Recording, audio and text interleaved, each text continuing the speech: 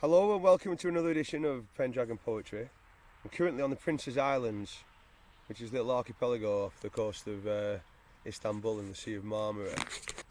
And hello, this is going to be my campsite tonight, and I thought I'd tell you what I've been up to for the past month or so.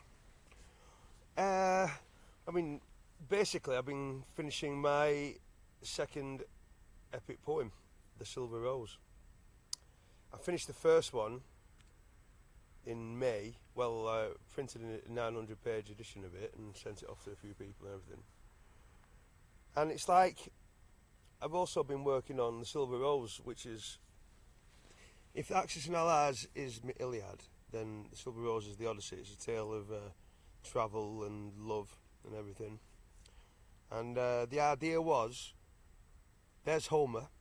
He's famous for writing two epics, so I'm like, I'm going to match that boy, which pretty much I'm doing. I'm just putting the finishing touches to it now. I've written a load of Turkish sonnets to incorporate into it, which connect the Greece ones with the India ones, and I've been sort of like diving into all the other stuff, hacking it open. It's like, imagine magma, lava sort of settling and encrusting and turning to rock. Well, I've had to like break open a lot of stuff and refashion things. Sometimes you're just doing a bit of that sculpture work and changing a word here and there, but I've had a month on the road to do it. I came here October 7th. I had like 2 nights in a really dodgy Airbnb and then another night in Çanakkale. And then after that I bought a tent and I've been on the road. I spent 2 weeks camping. I went to Gökçeada and then to Troy and then to Bozcaada, another island. Gökçeada's an island. And then I went to Afyon, where I had a few days respite, where I had a bed. I was visiting Halime, my Turkish friend, and I washed all my clothes. But ever since then I've been on the road. Now this will be my 12th night camping again, and I've still got, it's the 9th today. I need to be at the airport for 10:30 on the 13th, so I've really got 4 more sleeps. I think 3 camps and 1 kip at the airport. Anyway, I'm pretty worn out, to tell you the truth. It's been, I've been getting up dead early, hiking along roads and stuff. I only had 1 sort of relatively comfy night's sleep, where on the sea coast of the Black Sea, and then there was this abandoned sort of beach, and there was some like comfy mattresses I could put under the tent, so I had 1 good night's sleep. Other than that, it's been proper grueling. But I look back at the sort of the troops marching back from Moscow and with Napoleon, and it's not such a bad thing. It's nice to go on campaign, even though I'm just on the verge of turn 50 next year. Can you believe that? But still strong enough to do this shit, and mentally, you've got to be mentally strong as well to do it. But I'm really quite chuffed with how it's all turned out, and I've also realised on this trip that I do have a 3rd epic poem in me called the Poetica Britannica. So you've got like the first, you'll have, if epic is a tradition, you've got the Iliadic one, which is war.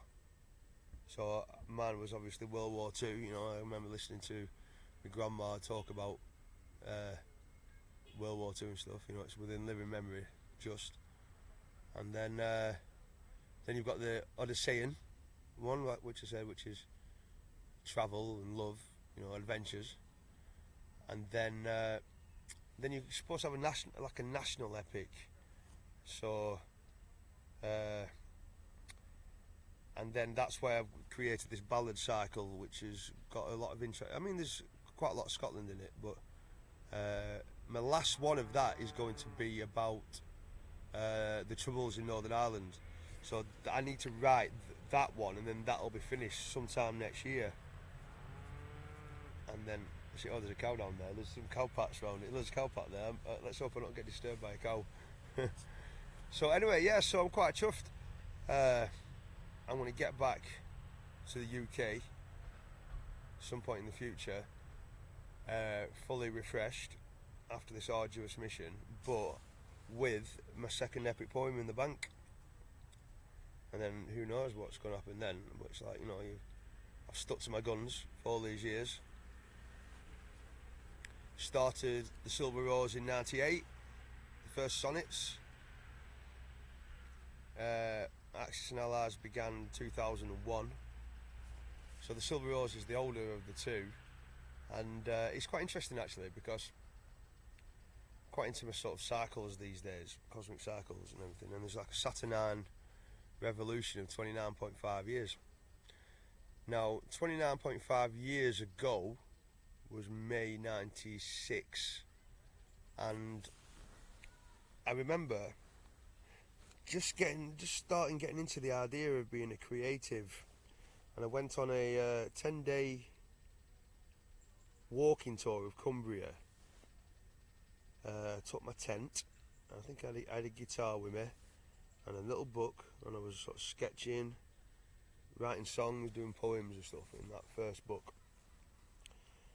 And then just about a week ago I realised I was 10 days away from my flight back, and I thought, oh, look at those 10-day tours.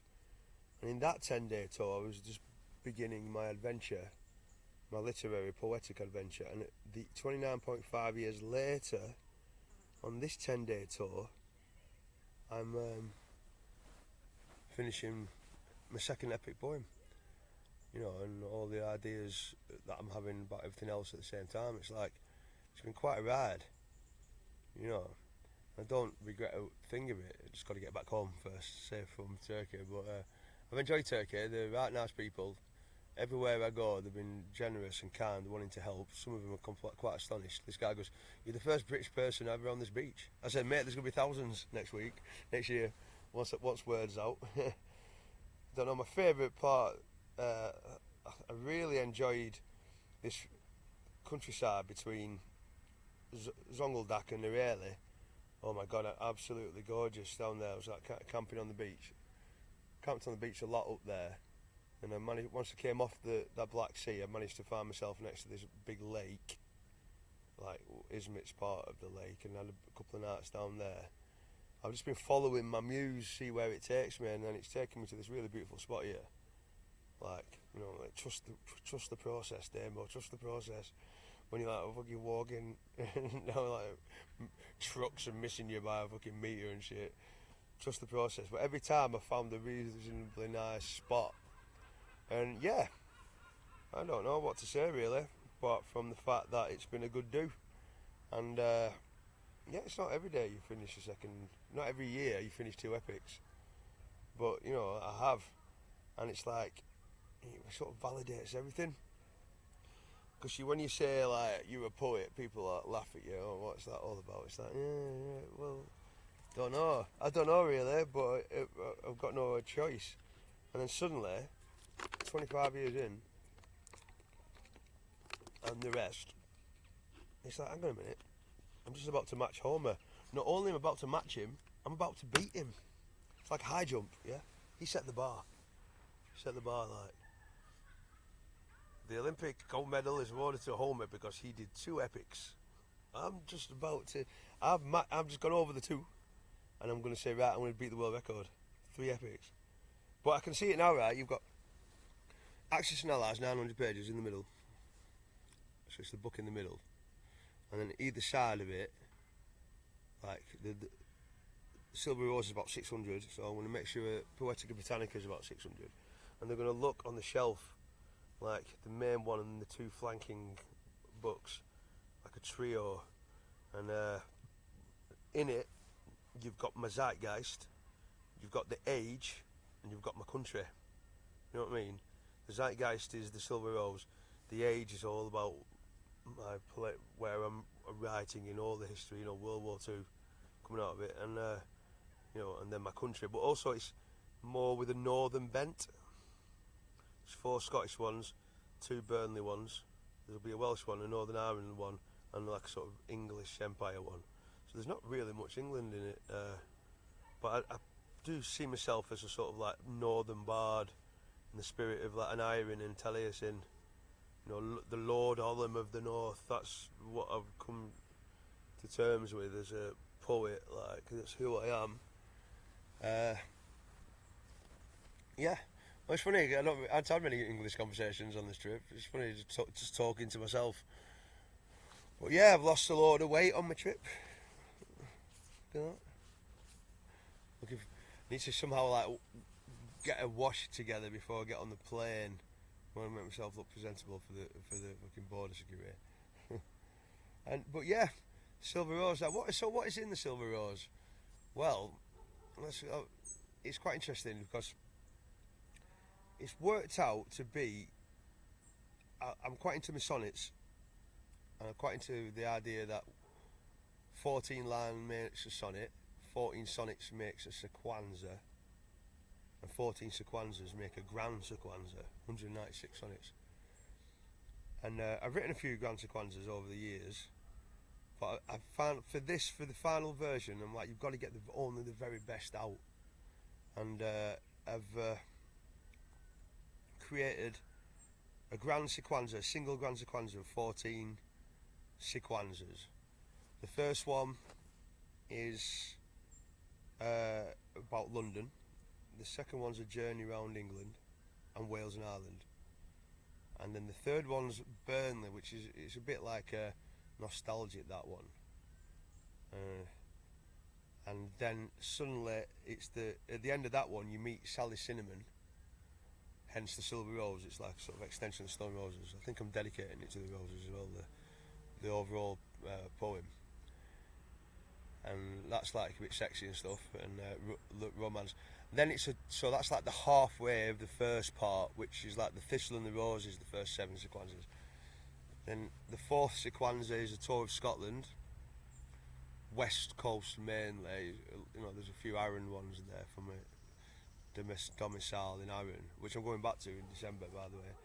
And then all the way up to Skye and to the very top. Then the next one, the 6th one, is all about Edinburgh and the Lothian. That's taken mainly from my time when I lived in Edinburgh and East Lothian. And then the final one of the first 7 is all about breaking up with Sally Cinnamon at Heather Lodge. I guess there's a lot of Glenda in that one, but there's a couple of Emilys in there as well. You know, it's the fading love. Boom. Then you goes into part 2, which is like the Rose Goes Global, and from that I've got my Italian sonnets.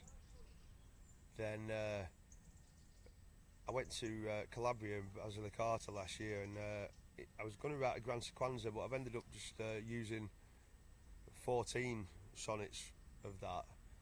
I'm calling it the Coast of Gods, which is like from Reggio Calabria up to Pizzo, La Mezzia area. Some good sonnets in there, and 7 of them will be in Italian. Then after that, oh yeah, I forgot the Italian one has a bit of Malta in as well. And after that, it's the Greek ones with like several on Mount Parnassus, which is like my thoughts about poetry. And then after that, it's the Turkey ones, what I've just written now. I've actually just written 6 lines on this about visiting here, which I'm going to incorporate into one of them sonnets.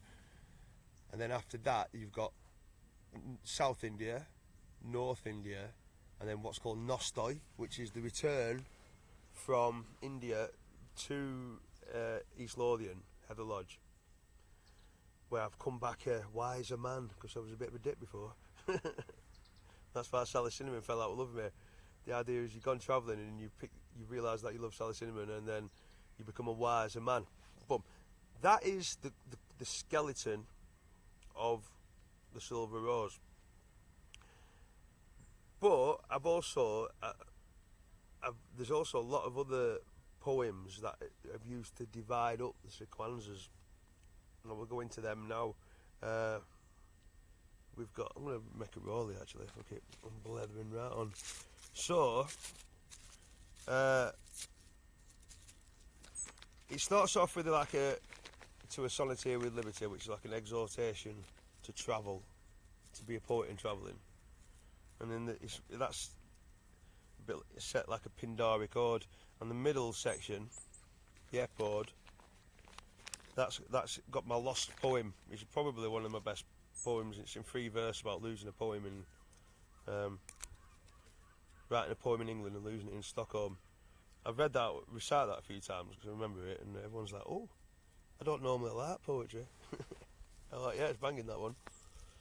And then you've got the Grand Tour, which I wrote way back in '99 about my trip to Italy in '98, where I would say I became a poet writing about the death of Shelley. It's cool, that one. It's all in Ottava Rima, 50 stanzas of Ottava Rima. A bit like it's got the spirit of Childe Harold's pilgrimage, but the form of Don Juan. So it's, I was going through my Byronic Shelleyan period. I was 21, 22. Like, what else are you going to do if you're a poet? So that introduces the whole book, the whole poem. It's like, that's who I am, this poet who likes to travel. Then it goes into London, the London sequenza, and at the end of that, then you've got, I call them like Sonny Dobbier's 28 lines of poetry, which is like twice as many as 14. But so this one's like 7 quatrains, and the next one's called Bohemia, and it's about my time in living when I was squatting in Clapham. It's quite cool, that one. Then after that, then you go on to the On the Road sequenza, and after that, then you've got the Song of the Morning, which is it's beautiful. There's this book, the Friends book, this woman give, and it's like an almanac, and every day of the year she'd either put a poem or like a little story. I'm like loving the poems, like they're right basic, but they're like, get out of bed, do stuff, everything's going to be alright. I'm like, so I nicked a load of them and wrote a few new ones myself. That's like an exhortation to do stuff. Then you've got the Burnley ones, and at the end of Burnley ones, it's left. You've gone for a night out, and I'm at Cream, and then I see this beautiful bum go past. And then the next poem is another one of those Sonny W's. It's called Love at First Sight. I read it out to Halime in Afyon. She goes, "That's very literary." I also read it out to 2 lesbians once, and they invited me back to their house. Anyway, so then you've got Sally Cinnamon. End of that end of that one, you've got the Golgog of Glen Rosa, which is my sort of like true crime fucking influenced ballad about this guy killing his wife and then going and living in Glen Rosa and killing tourists. Really good. Then you've got the Scottiad sequenza, and that's followed by The Language of Birds, which is an extremely sexy poem. Like, it was all about me trying to make women come purely through words, but it's through the roof, that one. Then you've got the Lothiad poem sequenza with Edinburgh, and then that's followed by an ode called Junkie Fucks, based on my experience of these crackheads when I lived in Edinburgh. Oh my god, heroin, dodgy as fuck. Then you've got the final sequence, that's where you fall out of love. Boom. We'll come back to the middle part in a bit. We're only on 18 minutes. The second half of the Rose Goes Global, it begins with the Italian sonnets, and then the next one is again Sonny W, and that's in Italian, describing my trip round the island, like a day travelling around the island of Marettimo, which is one of the Egedi Islands near Trapani. Me and Glenda were there winter in 2006 or 07. Fun times.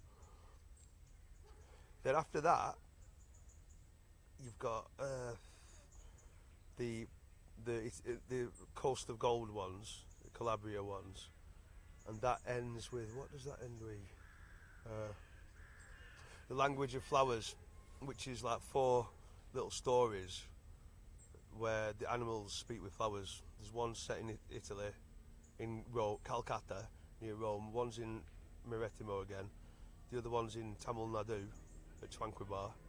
There's a fourth one where the Lord of Sicily's falcons gathers this floral wreath, drops into Mount Etna for the victims of the tsunami. Then you've got the Turkey one, and then you've got the Greece one. The end of that is the one I've just writing recently called Ataturk. Ataturk's this guy in Turkey. He's like a god, single-handedly like defended the heartland of the Ottoman Empire from the imperial powers, and then modernised it. You know, freed the women, brought in education. He was a dude. Then at the end of the Turkey sonnets, when I was up on the Black Sea coast, and this area it's got this place called Hell's Mouth Caves, which is where Heracles was supposed to have gone into to get Cerberus. Anyway, I'd written some poems once about I was like emulating a trip to Dante's Inferno. My grandma had just died, and it was like me trying to get to her that way, but I kind of give up halfway through. Anyway, I wrote some really interesting stuff about the opening of entering hell, so I turned it into a sonodobia, and that's it's perfect place for that. And then it's the India sonnets, first one, South India, and then they end with I can't remember now. Tsunami. South India ones end with like a sonidobia about the tsunami, and then the final one. What is the final one? I can't remember. There's another one that divides. Anyway, I'll come back to that another time. So then it ends, and then you've got the honeymoon, which is 50 stanzas of Ottava Rima again, which matches the Grand Tour one, and then that's really beautiful. That's my time with Emily. We went to America, Italy, Paris. It's perfect. Ends with me leaving a silver rose on the Pont de Neuf Bridge, thinking that my future pilgrims will do the same. Like Jim Morrison, isn't it? His grave. Go to Jim Morrison's grave, and you go into the Pont Neuf Bridge and leave a rose. So do that in the future. Anyway, so that's that. But there's more. There's another Grand Sequenza I'm going to put in the middle, right? Before you get to it, I'm going to put the saga of the young Kurt Cobain, which is in two halves. Each one's 100 cantos of Ottava Rima. So you got the 50 at the beginning, 50 at the end, and then the two sections 100, like pillars. It's good. It's really good. It's the Kurt Cobain one. And then you've got Humanology, which is my extension of Tiruvallur's Kuril, which is this guide to life. And the Kuril is like 4 words on top, 3 words underneath. So 7 of them make, so there's 7 words to a Kuril, and there's 7 of them make a sonnet. I'm like, oh, here we go. So I'm currently hacking my way through that again, using the meditations of Marcus Aurelius to sort of like put in, if I rip an old one out I don't like, I'm going to insert one of his and a few other ones. And then in the heart of that, there is the Scented Sutra, which is like really sexy stuff, bit like based on Ovid's Art of Love. And then in the middle, you've got this language of beasts, very heartbeat, language of beasts, which is like a bit like the Kama Sutra describing sexual positions. I mean, it's like humanology, it's allowed because like humans, the whole point is procreation. So I thought it was quite apt to go into it. But the very heart of the Silver Rose is these animal sex positions, like a menagerie. So yeah, so that's the Silver Rose. I didn't have the final form when I set off, but now I do. And now I'm just like, crossing the dots, crossing the T's, dotting the I's and shit like that. So anyway, I've been splaffing on for 24 minutes there, so that's a good point place to leave it. 25 minutes. Boom.